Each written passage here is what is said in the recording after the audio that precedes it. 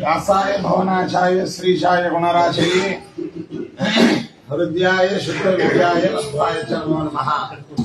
चित्रैः पदैश्च गम्भीरैः वाक्यैर्मानैरखण्डितैः गुरुभावं व्यञ्जयन्ति भाष्यश्री तीर्थवाक् पूज्याय राघवेन्द्राय सत्यधर्मरताय च भजतां कल्पवृक्षाय नमतां कामधेनवे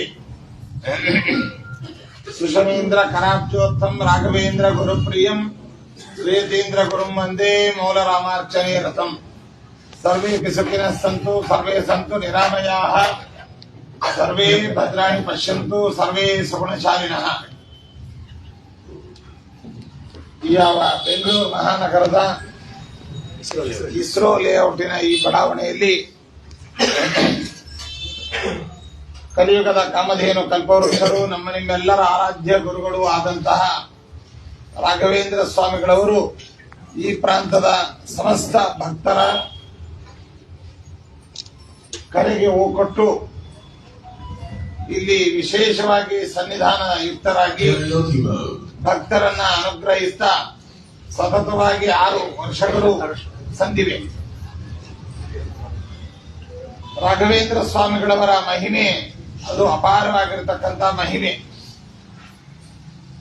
ಅವರ ಮಹಿಮೆಯನ್ನ ಸಾಮಾನ್ಯ ಜನರು ವರ್ಣನೆ ಮಾಡಲಿಕ್ಕೆ ಸಾಧ್ಯವೇ ಇಲ್ಲ ಎಂಬುದಾಗಿ ಇರುವಾಗ ವಿದ್ವಾಂಸರು ಕೂಡ ಕೈಚೆಲ್ಲಿ ಕುಳಿತಾಗ ರಾಘವೇಂದ್ರ ವಿಜಯದಲ್ಲಿ ಒಂದು ಮಾತನ್ನು ಹೇಳ್ತಾರೆ.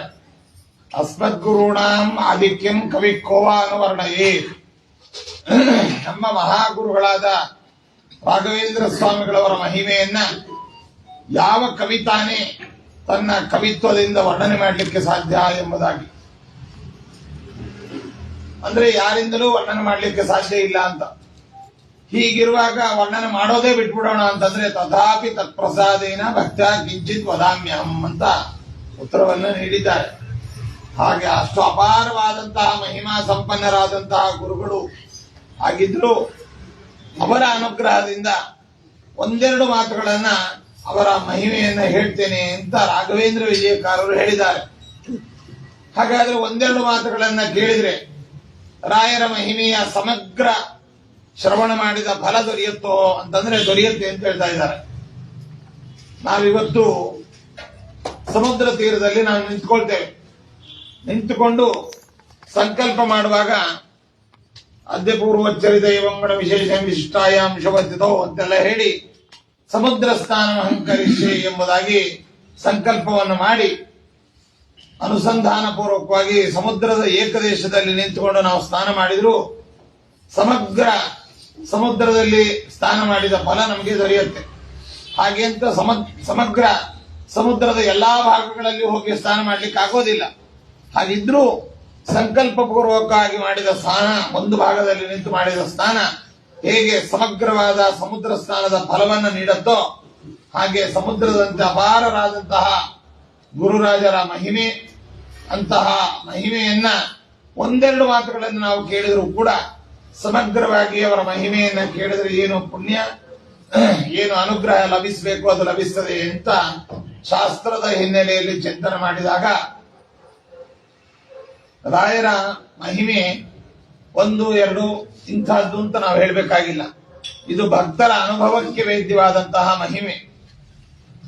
ರಾಯರನ್ನ ನಾವು ಯಾವ ರೀತಿ ಉಪಾಸನೆ ಮಾಡಬೇಕು ಅಂತಂದ್ರೆ ಅವರು ದೇವರಲ್ಲ, ದೇವರನ್ನ ತೋರಿಸುವವರು, ದೇವರನ್ನ ಕಂಡವರು, ದೇವರಿಗೆ ಪ್ರಿಯರಾದವರು, ದೇವರ ವಿಭೂತಿ ರೂಪ ಸಂಪನ್ನರು.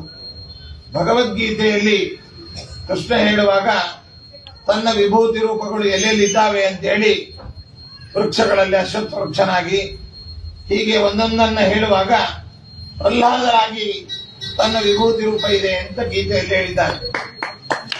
ಅಂದಮೇಲೆ ರಾಯರ ವ್ಯಕ್ತಿತ್ವ ಎಂತದ್ದಾಯಿತು ಅಂತಂದ್ರೆ ಭಗವಂತನ ವಿಭೂತಿ ರೂಪ ಸಂಪನ್ನತೆ ರಾಯರ ಒಂದು ವ್ಯಕ್ತಿತ್ವ. ಇನ್ನು ಭಗವಂತ ಅಲ್ಲಿ ವಿಶೇಷವಾಗಿ ವಿಭೂತಿ ರೂಪ ಸಂಪನ್ನನಾಗಿದ್ದಾನೆ ಅಂತಂದ್ಮೇಲೆ ವಾಯುದೇವರ ವಿಷಯ ಹೇಳುವಾಗ ವಾಯುನಾಚ ಸಮಾವಿಷ್ಟ ಮಹಾಬಲ ಸಮನ್ವಿತ ಅಂತ. ವಾಯುದೇವರ ಸಂಪೂರ್ಣವಾದ ಆವೇಶ ಅದು ಯಾವಾಗೋ ಬಂದು ಎಲೆಕ್ಟ್ರಿಸಿಟಿ ತರ ಒಮ್ಮೊಮ್ಮೆ ಬರೋದು ಒಮ್ಮೊಮ್ಮೆ ಹೋಗೋದು ಇಲ್ಲವೇ ಇಲ್ಲ. ಪವರ್ ಫ್ಲಕ್ಚುಯೇಷನ್ ಎಂಬುದು ಇಲ್ಲವೇ ಇಲ್ಲ. ಶಾಶ್ವತವಾಗಿ ರಾಯರಲ್ಲಿ ವಾಯುದೇವರ ವಿಶೇಷ ಸನ್ನಿಧಾನ. ಹೀಗೆ ಒಂದು ರಾಘವೇಂದ್ರ ಸ್ವಾಮಿಗಳವರನ್ನ ನಾವು ದರ್ಶನ ಮಾಡಿದ್ರೆ, ಪ್ರಾರ್ಥನೆ ಮಾಡಿದ್ರೆ, ಸ್ಮರಿಸಿದರೆ ಹರಿ ವಾಯು ಗುರುಗಳು ಮೂರರನ್ನು ನಾವು ಆರಾಧಿಸಿದಂತೆ, ಸ್ಮರಿಸಿದಂತೆ. ಹಾಗಾಗಿ ಒಂದೇ ಮಾಧ್ಯಮದಲ್ಲಿ, ಒಂದೇ ಸ್ಥಳದಲ್ಲಿ ಮೂವರ ಆರಾಧನೆಯ ಫಲ, ಒಂದೇ ನಾಮದಲ್ಲಿ ಮೂವರ ಒಂದು ಜಪದ ನಾಮಸ್ಮರಣೆಯ ಮಹಿಮೆ ಅದು ರಾಘವೇಂದ್ರ ನಾಮದಲ್ಲಿದೆ. ರಾಘವೇಂದ್ರ ಅಂತಂದ್ರೆ ರಾಮಚಂದ್ರ, ರಘುಕುಲದ ಶ್ರೇಷ್ಠ ವ್ಯಕ್ತಿತ್ವ, ಮರ್ಯಾದಾ ಪುರುಷೋತ್ತಮನಾದಂತಹ ಅಯೋಧ್ಯಾಧಿಪತಿ ನಮ್ಮ ಮೂಲ ರಾಮ. ಹಾಗಾಗಿ ರಾಘವೇಂದ್ರ ಎಂಬುವಂತಹ ನಾಮವನ್ನು ಒಮ್ಮೆ ನಾವು ಉಚ್ಚರಿಸಿದಾಗ ಅದರಿಂದ ಬೋಧ್ಯನಾದವನು ಯಾರು ಅಂತಂದ್ರೆ ಮೂಲರಾಮ.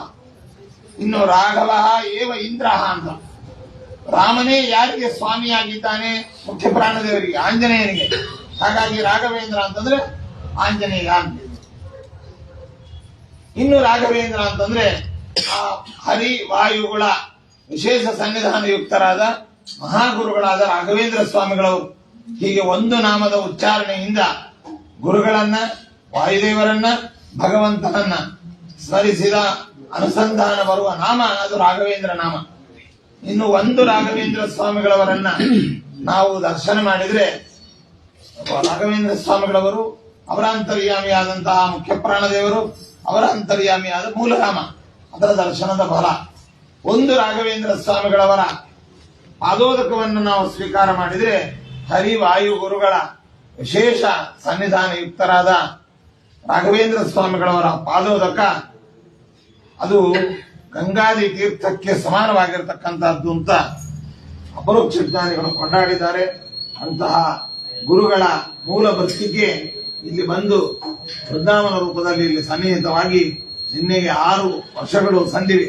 ಇವತ್ತು 7ನೇ ವರ್ಷದ ಆರಂಭವಾಗಿದೆ. ನಿನ್ನೆಯೇ ಸ್ವಾಮಿಗಳು ಬರುವಂತಹ ಕಾರ್ಯಕ್ರಮ ಇತ್ತು. ಆದ್ರೆ ನಮ್ಮ ಮೈಸೂರು ಪ್ರಾಂತದಲ್ಲಿ ಹುಟ್ಟು ಹಬ್ಬದ ಆಚರಣೆಕ್ಕಿಂತಲೂ ಬೆಳೆದ ಹಬ್ಬದ ಆಚರಣೆ. ಆದ್ರಿಂದ ಯಾವತ್ತೂ ಕೂಡ ಅಲ್ಲಿಗೆ ಅದು ಮುಂದೆ ಹೋಗ್ಬೇಕು. ಹಾಗಾಗಿ ನಿನ್ನೆ ರಾಯರ ವಿಶೇಷ ಪೂಜಾರಾಧನೆಗಳು ಇಲ್ಲಿ ನೀವೆಲ್ಲ ಭಕ್ತರು ಮಾಡಿದ್ದೀರಿ. ಅದಕ್ಕೆ ಫಲವಾಗಿ ಮೂಲರಾಮದೇವರು ಬಂದು ಆ ಭಗವಂತ ಇಲ್ಲಿ ಮತ್ತೆ ವಿಶೇಷವಾಗಿ ಸನ್ನಿಧಾನವನ್ನು ತುಂಬಿ ಹರಿವಾಯು ಗುರುಗಳ ಅನುಗ್ರಹ ನಿಮಗಾಗುವಂತೆ, 7ನೇ ವರ್ಷದ ಉತ್ಸವ ಪ್ರಾರಂಭವಾಗುವಂತೆ ರಾಘವೇಂದ್ರ ಸ್ವಾಮಿಗಳವರ ಅನುಗ್ರಹವನ್ನು ಮಾಡ್ತಾ ಇದ್ದಾರೆ. ಅಂದಿನಿಂದ ಇಂದಿನ ತನಕ ನೀವೆಲ್ಲ ಭಕ್ತಾದಿಗಳು, ಈ ಪ್ರಾಂತದ ಭಕ್ತಾದಿಗಳು ವಿಶೇಷವಾಗಿ ಈ ಕ್ಷೇತ್ರದ ಅಭಿವೃದ್ಧಿಗೆ ತನುಮನ ಧನಗಳಿಂದ ಸೇವೆಯನ್ನು ಸಲ್ಲಿಸೋದಲ್ಲದೆ ವಿಶೇಷವಾಗಿ ಭಕ್ತಿ ಶ್ರದ್ಧೆಗಳಿಂದ ಇಲ್ಲಿ ಆಚಾರ ಪದ್ಧತಿಗಳಿಗೆ ನೀವೆಲ್ಲ ಬದ್ಧರಾಗಿ ಈ ವಿಶೇಷವಾಗಿ ಗುರುಗಳ ಸೇವೆಯನ್ನು ಮಾಡ್ತಾ ಇದ್ದೀರಿ. ಅದರ ಫಲವಾಗಿ ಈ ಸಂಸ್ಥೆ ಬೆಳೀತಾ ಇದೆ. ಪಕ್ಕದ ಜಾಗ ಬಂದಿದೆ, ಅದರ ಪಕ್ಕದ ಜಾಗ ಬರ್ತಾ ಇದೆ. ಅದು ಇನ್ನೂ ಭಕ್ತರಿಗೆ ವಿಶೇಷವಾದ ಧಾರ್ಮಿಕ ಕಾರ್ಯಕ್ರಮಗಳಿಗೆ ವಿಸ್ತರಿಸ್ತಾ ಹೋಗುವಂತಹ ಒಂದು ಸಂಸ್ಥೆಯಾಗಿದೆ. ಒಂದು ಮಾದರಿ ಸಂಸ್ಥೆಯಾಗಿ ಬಹಳ ಚೆನ್ನಾಗಿ ನೀವೆಲ್ಲ ನಡೆಸಿಕೊಂಡು ಬರ್ತಾ ಇದ್ದೀರಿ.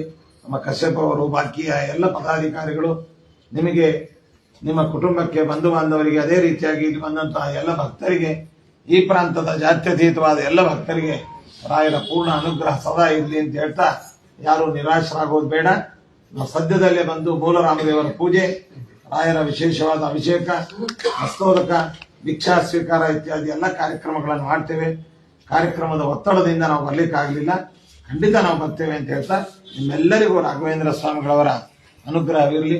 ಯಾರಿಗೆ ವಿವಾಹವಾಗಿಲ್ಲ ಅವರಿಗೆ ವಿವಾಹ, ಯಾರಿಗೆ ವಿದ್ಯಾಭ್ಯಾಸದ ಪ್ರವೃತ್ತಿ ಇದೆ ಅವರಿಗೆ ಪರಿಪೂರ್ಣ ವಿದ್ಯಾಭ್ಯಾಸ, ಜೊತೆಯಲ್ಲಿ ಋಣಬಾಧೆಯಿಂದ ಬಳಲತಕ್ಕಂಥವರಿಗೆ ಋಣಬಾಧೆ ಪರಿಹಾರ, ನಿಸ್ಸಂತಾನ ಅಥವಾ ಸಂತಾನದ ಅಪೇಕ್ಷಾರ್ಥಿಗಳಿಗೆ ಉತ್ತಮವಾದ ಸಂತಾನದ ಲಾಭ, ಅನಾರೋಗ್ಯದಿಂದ ಪೀಡಿತರಾದವರಿಗೆ ಉತ್ತಮ ಆರೋಗ್ಯ, ಹೀಗೆ ಅವರವರ ಇಷ್ಟಾರ್ಥಗಳನ್ನ ರಾಘವೇಂದ್ರ ಸ್ವಾಮಿಗಳವರ ಅಂತರ್ಯಾಮಿಯಾದ ನಮ್ಮ ಮತಸ್ಥಾಪನಾಚಾರ್ಯರಾದ ಹನುಮ ಭೀಮ ಮಧ್ವಾಂತರ್ಗತ ಮೂಲರಾಮದೇವರು ವಿಶೇಷವಾಗಿ ಅನುಗ್ರಹಿಸಲಿ ಅಂತ ಎಲ್ಲರಿಗೂ, ಎಲ್ಲರ ಪರವಾಗಿ ದೇವರಲ್ಲಿ ಪ್ರಾರ್ಥಿಸಿ ಎಲ್ಲರಿಗೂ ಹರಸ್ತಾ ಶುಭವನ್ನು ಕೋರ್ತಾ ಇದ್ದೇವೆ.